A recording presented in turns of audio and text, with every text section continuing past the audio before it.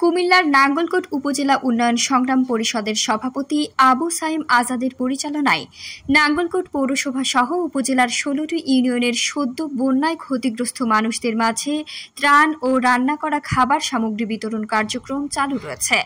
এ কার্যক্রমে আর্থিকভাবে সহযোগিতা করেন নয়নতারা ফাউন্ডেশন, বিশিষ্ট শিল্পপতি গোলাম মোস্তফা, বিশিষ্ট ব্যবসায়ী ফরিদ আহমেদ মজুমদার, মৌকারা ইউনিয়নের সাবেক চেয়ারম্যান কলিমুল্লাহ, বিশিষ্ট ব্যবসায়ী ইউনুস হাসান মানিক সহ প্রমুখ।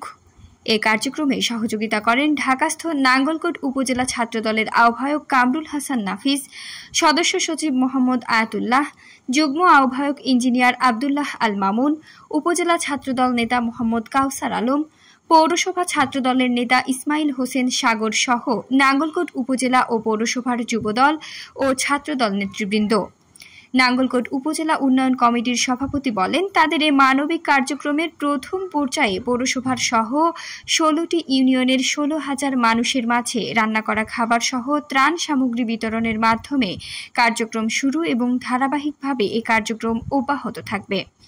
তিনি সমাজের বিত্তবান মানুষদের নিকট যার যার সামর্থ্য অনুযায়ী বন্যায় ক্ষতিগ্রস্তদের পাশে দাঁড়ানোর জন্য আহ্বান করেন।